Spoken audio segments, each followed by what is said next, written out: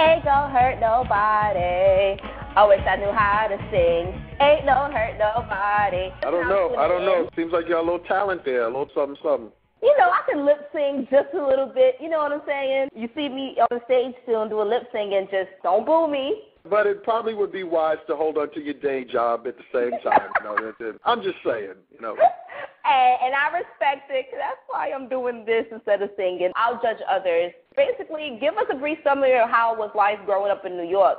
Working on a documentary about my life and the journey through hip-hop is that, I realized that the music and the culture and what was going on, I really loved in the 70s. It was a great time. It's funny about human nature. Whatever you're living in at the time, you're always got your eye on something else, like somebody else's lawn. So for me, looking back, I wish I really took the time out to smell the roses during the 70s and some of the 80s, because those was truly great times. A lot of hip-hop historians feel 88 was the best time in hip-hop, and I would agree to a certain extent, but the 70s was good. The music was good, and it was definitely the foundation for a lot of the creativity used for hip-hop to be what we know it today in regards to records we sampled, records we rapped over, all of that. You said 88 is a good year because somebody was born around that time, so that made it a spectacular year. Didn't you just celebrate a birthday? Back in March, I finally turned 22. I'm getting up there. That's what's good. Is it true that you got kicked out of 5 high schools? Yes, it's very true. I was in my junior high school years. I was known as the class artist. Matter of fact, not just the class, but the entire school. I was a musician too. I tried out for all of the art and music schools in New York. And when I went to the school, no one warned me that I was going to be going to a building that had a whole bunch of #1 artists coming from their junior high schools. So I wasn't the man anymore, and that had like an effect on me. So I kind of lost my zest and zeal for it at the time, got out there with the wrong crowd, and ended up getting my GED. When you realized that it was competition, you kind of felt intimidated? Well, it wasn't even just competition. They were just downright better as far as I was concerned. It taught me a lot. I went on to still use those skills later up the road. I designed a lot of stuff for my peers in the hip-hop industry, and I designed the Push It jackets that Salt and Pepper are famous for, and Push It. A lot of stuff for Michael Jordan, Chuck D, Heavy D and the Boys, and a lot of the fashions Kid and I wore were my designs. If you look at the album covers, the CD covers, especially like with Salt and Pepper, if you look at that S&P logo, look right at the bottom of the P, you'll see Play. Even with Heavy D, his last logo for, I think it was called something Journey, and he wanted a new logo. I did that. Stuff he wore it, Now That We Found Love, that music video, quite a bit, so that was my passion on the side. And how did you realize that you was really good at dancing? We were just doing what everybody else was doing. It was about the dancing. It was about being the life of the party. That's the best way to put it. So, I just put my best foot forward, and I guess it was considered a little bit above the rest. Just a little bit enough that everybody is doing it. Ted and I never really accepted or embraced the title of it, the Funky Charleston, even though that is what it is. It's more commonly known as just the kick step. And that was when you see the Getting Funky video. Getting Funky was really our tribute to as many of the dancers we knew in New York. So one of the crews called TLC, we had asked them to give us some dances that we can do that would be easy and not interfere with us rapping live, of course. That was one of the steps that they taught us. So we've never claimed to take credit for inventing that dance. Same thing with the high top. There was a whole bunch of people wearing the high top. Kid just chose to let his grow higher than most. So how did you meet Kid? Kid intrigued me because when I first met him, I didn't think much of him. We only knew each other through a mutual friend because there's really a third silent partner in KidNPlay, and his name is Jerome Doss. And it was always the three of us. They'd get together during the day to play ball in the park. I would pick up with Rome when the sun would start going down because I knew they would stop playing ball, and it was time for Rome and I to start cruising the neighborhood for the girls. But as time went along, Kid and I got closer, and one of the things that intrigued me about him is when I got to hang out with him, we would be like in his house, and let's just say Jeopardy was on. He would know all of the answers to the questions to Jeopardy. That would just like bug me out. I'm like, who the heck is this guy? Who is this I'm with? It was amazing. And me not finishing school and not knowing a whole lot, I was able to learn a lot vicariously through him. Come to find out he was intrigued with the lifestyle I was living, which was very much on the edge and doing some things that seemed cool to others but was dangerous in reality. Wasn't your old name like Playboy? Play is short for Playboy. That was my full nickname in the neighborhood and on the come up. It's kind of hard for some men to call another man Playboy because it's like kind of giving him props that they really don't want to give. Kid's full name is the Kid Cool Out. Well, where were you the first time you heard your record on the radio station? The first time I heard my record on the radio station, believe it or not, was at the very moment my father was getting ready to kick me out of the house.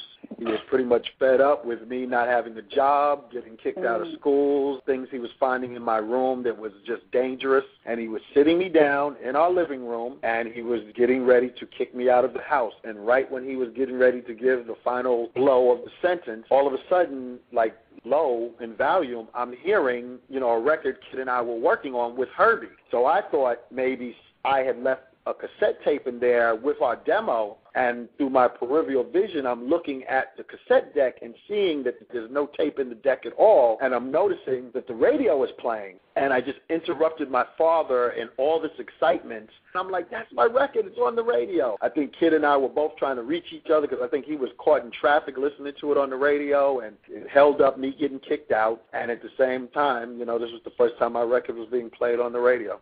Did you expect KidNPlay to become real popular?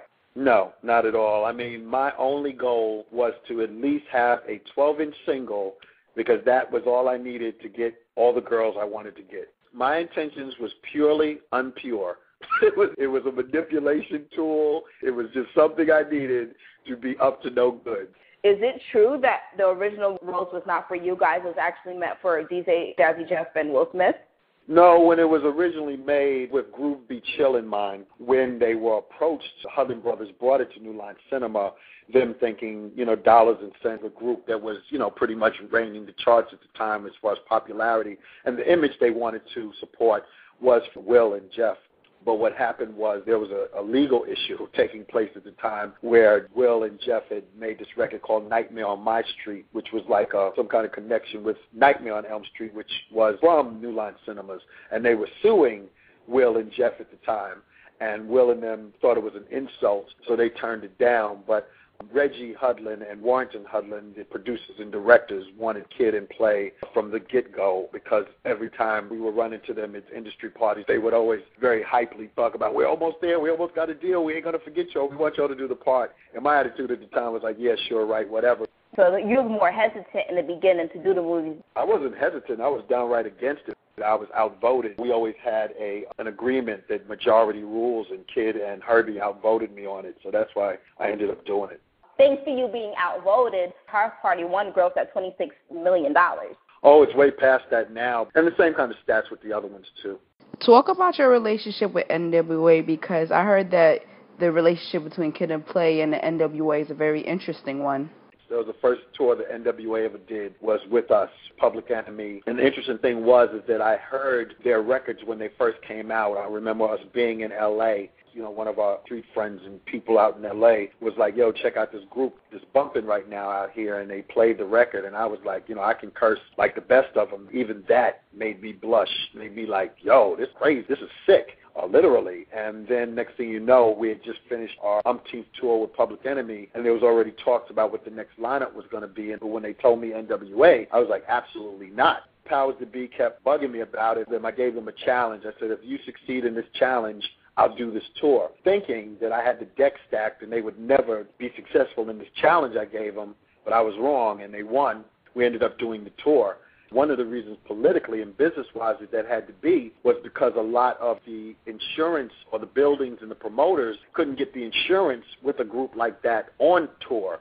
It made it hard. The rates was too high, or the insurance people just weren't with it because they were afraid it was going to incite or encourage negative behavior, or fights was going to break out. So they needed a rap-friendly group to kind of level it out, and that's the part Kid and I played. But we were friends with Easy and Cube and all of them. Matter of fact, I have footage and pictures with Tupac when he used to be a background dancer for Digital Underground. We were friends. Matter of fact, on Brand Newz, I have a video up with Tupac, things we used to do before a show and after a show and behind the scenes.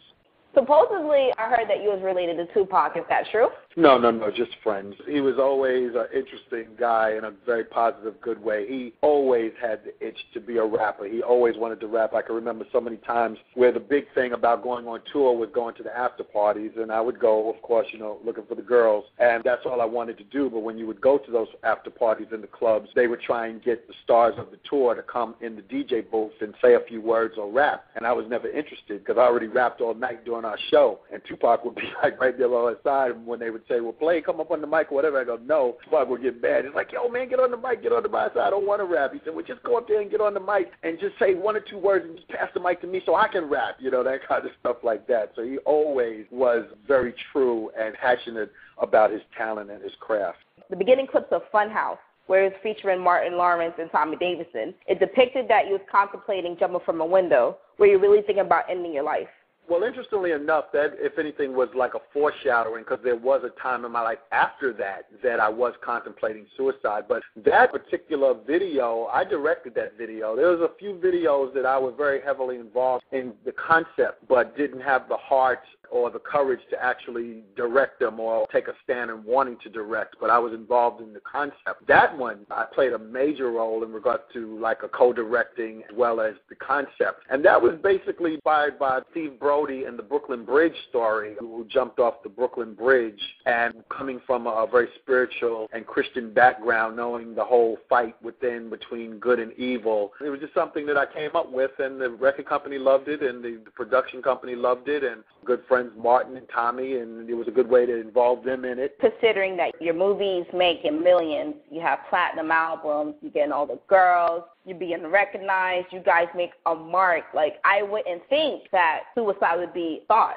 It's huge when all those things you just mentioned, as true as they are, do not fulfill the way you thought and hoped that they would. The more you're getting, the more unfulfilled you are, the more the question is prevalent that there must be more to it than this. With that dissatisfaction, other ungodly possibilities enter the equation. Thank God for good upbringing that's not going to happen, but it's like, my God, where is true happiness? And then when it gets to the part where it seems like the bottom is falling out, you're very tempted and you have the option or the choice of giving up. And now you are more appreciative of real relationship. Am I perfect with this? No. But, that's what can be a part of the process or the journey of being what you would call suicidal or in entertaining the thought of giving up, is when everything that you work so hard for and feeling as though you're like the biggest chump in the world and there's nothing else to live for, but really that's just Satan trying to trick you into something that's a total lie. In my case, where I thought the house party was over, really he was trying to distract me from God giving me an invitation that the house party is really about to begin. I really respect you for admitting that you had that problem, and in addition to that, you found a solution.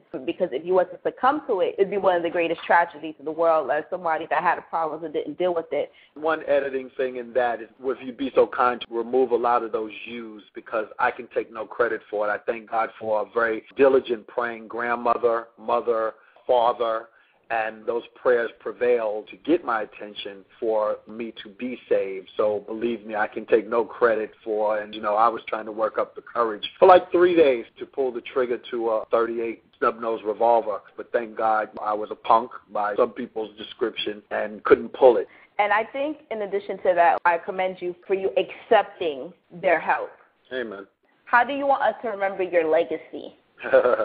For me, I have received and experienced an incredible, generous life. And through a lot of my journey, I've had the pleasure, the honor to meet people. And when we have an opportunity to talk, I truly find their stories more interesting or more inspiring than mine. And when I returned back to me, I felt it was a little too late to get back into drawing, but I prayed to God asking him, could he take that same passion and creativity and put it into the innovation of the internet, editing, and everything that takes to build great stories and great works. I have a passion and love for documentaries. I love watching them. I've pretty much dedicated my life to, and my work and my talents and crafts, to getting other people's stories out there, and that's what Brand Newz is all about. I'm looking for those that are the victories and the proud things that people are doing that don't get promoted and exposed. And that's all Brand Newz is about. It's a collective thing with that. So like KidNPlay had the honor of contributing and witnessing to careers through the vehicle and the diving board of the House Party movies and Class Act, Brand Newz will carry on that legacy. Many of the stories that I introduce of popular people and not so popular people, that when people look back over it, maybe not too long from today or way deep in the archives, wow, Play and Brand Newz did a story on that person. So is that sort of way you give it back to hip-hop, is spreading positivity through your influence that you have on others? Definitely. Brand Newz is getting ready to introduce our first documentary, our first special free on the internet, and it's called Can Hip Hop Go to School? And I've been very fortunate to be with so many of new and old friends in the industry where they've granted me up close and personal interviews about their thoughts about hip-hop being used as a recruitment tool or a vehicle for not only kids or young adults to come to school that wouldn't even want to come, and for those who are in there to stay in school. So I have interviews from everybody from Terrence J, J. Cole, CeeLo, Chuck D, Big Daddy Kane, Salt and Pepper, this documentary that's coming out really soon that talks about that, and to have all of these names and friends and stuff and people speak on it, and hopefully that will not only touch and change a negative direction with a young adult or a kid, but also for us older people too that thought a certain way about it, and seeing that it's not about it being a music, that it's about it being a language, and it's not the answer, but like a solution. And that's what I want people to consider hip-hop to be. It's not the answer, but it's correct the situation of high dropout rates and all of that going on. And I realize school isn't for everyone, but we need people to be of mind, to be humble, and to be interested in receiving information that keeps them out of jail, early death, and drugs and all of that. What words of encouragement do you have for people looking for jobs in the entertainment industry? Really take the time to research, study, and investigate what you think you want to be. You have something available to you now that I didn't have and a lot of us didn't have on the come up, which is the internet. Learn from other people's mistakes. One of the greatest investments you can make is to invest in maybe taking someone out that has achieved what you want to achieve out to dinner. But you might not always have the opportunity to have that. But what you can do is a lot of people share what they've been through. There are great books out there, one called Hitman by Frederick Damon, which is an incredible book about the industry. I'll never forget one of the most clear and well-articulated descriptions of how money works in the business with the artists is when Left Eye from TLC, who was in one of our movies, breaks down in Behind the Music of TLC. She breaks down accurately how artists get paid and what they get and don't get. So it's out there. Take the time not to get so caught up in the illusion of the appearance and really do the research and check out what you claim you want to be. This just doesn't go for the entertainment. It's anything. The information is there. Read a book. You know what I'm saying? Unfortunately, but it's to me very true. If you want to hide something from a black person, put it in a book. I think that also holds true to these days and times to almost any ethnic group. You know, we've been spoiled by the bells and whistles of this world that sitting down and really digesting, comprehending something is like out of fashion. Well, I dare you to go against the grain and take the time out to really understand what you claim you want to be and be true to yourself about why you think you want to do that. You're going to run into problems. You're going to run into challenges. You're going to run into rejection. Hear that word, rejection. And if you don't have a true love for what you claim you want to do, you have to love this thing so much to the point where you're willing to do it for free, where you're willing to sleep on the floor to get it done. That's the kind of dedication you have to have, almost in anything you want to be good at. Read the stories of Kathy Hughes, who owns Radio 1. Barry Gordy, the great book called To Be Loved, a book about how he started Motown. Do your research. Do your homework. Go to school. Honestly, the advice that you just give right now, like, I can relate it to myself because, as you can tell, Play, this is my passion, like doing interviews with celebrities. And me doing my research allowed me to gain the courage to ask you, Play, to do an interview because I was scared. People like you, Play, are willing to give me a chance. It's interesting you told me all of that because one of the things that stood out to me first and foremost when you began the interview was I was very impressed with what you knew. And it was evident that you did your homework because many times, and that can be a turnoff for people in my position, than when the facts or when the information is not correct. So, I was very impressed, and I don't believe in telling people what they want to hear, so I commend you publicly that you did an excellent job in regards to your research and the comprehension of your research. So you're well on your way.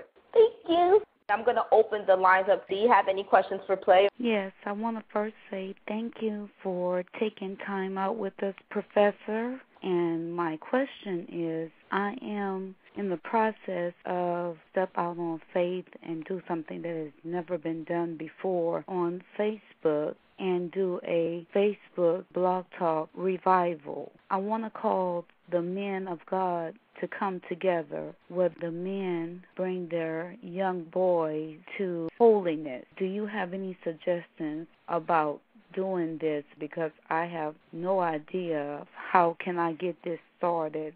In answer to your question, in my opinion, the greatest slogan in marketing history is by Nike, and it's called Just Do It. The richest place in the world with great wealth and riches is the graveyard, the place of ideas and visions that never took off because they just died with them. In addition to Maya Angelou's statement, have the courage to fail. I don't have the blueprints on what it takes to do what you're talking about, it like I did not have the blueprint of what Kid and I achieved, but look what God did. So you have to trust him, to see it for yourself. But what I would pray for is that the desire be in the hearts of young men, because it's very easy for people to pretend, to act, to emulate, and then, that's going to fizzle out really quickly and usually at a bad moment in the process. But the desire has to be there.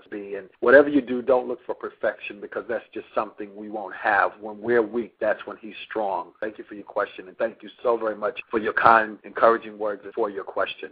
And then to add on to what Play said, do your research on it. Like you say, you want to do it through Facebook. Find how other people were able to successfully place ads on Facebook, the different techniques they use. You really can't do this by yourself as much as we want to.